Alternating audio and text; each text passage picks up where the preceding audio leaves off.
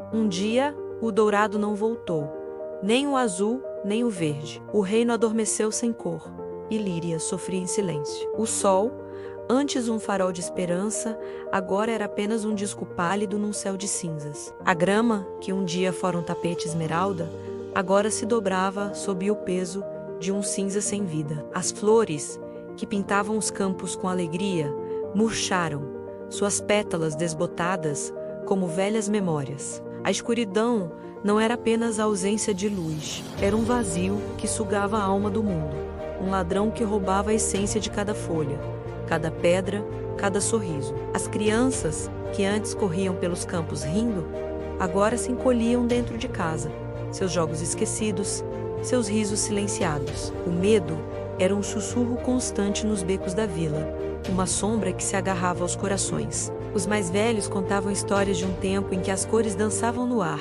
mas suas palavras soavam como contos de fadas de um mundo perdido para sempre. A desesperança era um nevoeiro denso, mais frio e mais pesado que qualquer inverno. E no centro de tudo, Líria, cada olhar para o céu cinzento era uma punhalada em seu coração. Ela se sentia responsável, como se a luz do mundo tivesse trancada dentro dela, e ela tivesse perdido a chave. No corredor escuro do castelo, o único som era o eco de seus próprios passos.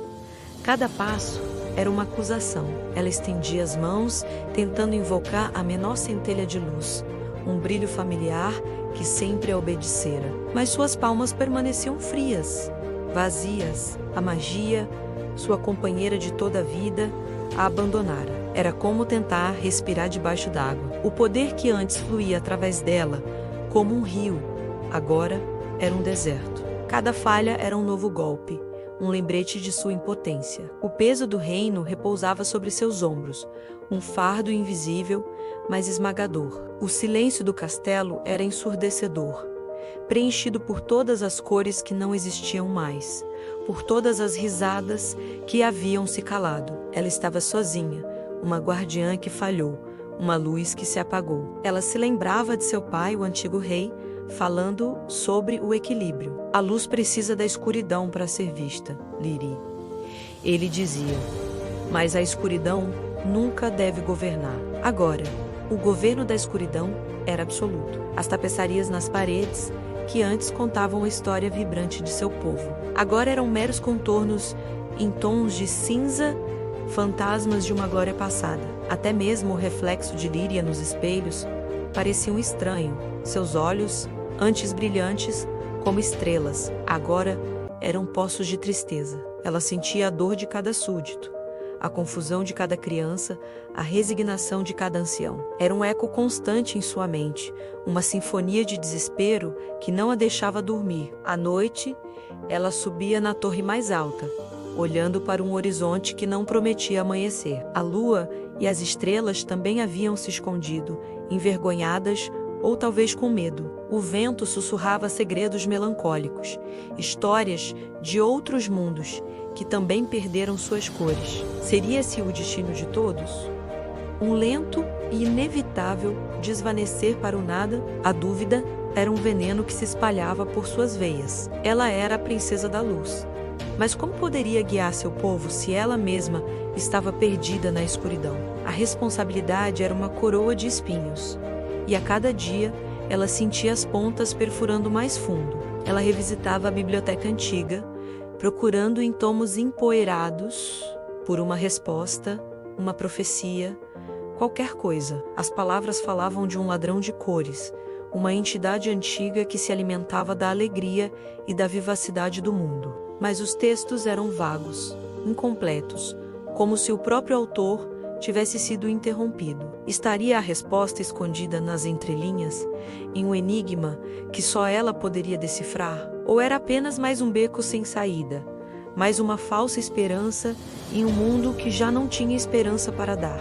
A frustração queimava dentro dela, uma pequena brasa no meio do frio avassalador. Um dia, enquanto caminhava pelo pátio do castelo, uma velha jardineira, cega desde o nascimento, tocou seu braço. "Princesa", disse ela, com uma voz frágil como uma folha seca, As cores não se foram. Elas apenas dormem. Elas estão esperando por uma canção que só o coração pode cantar. As palavras da mulher eram um mistério, mas plantaram uma semente minúscula no coração desolado de Líria.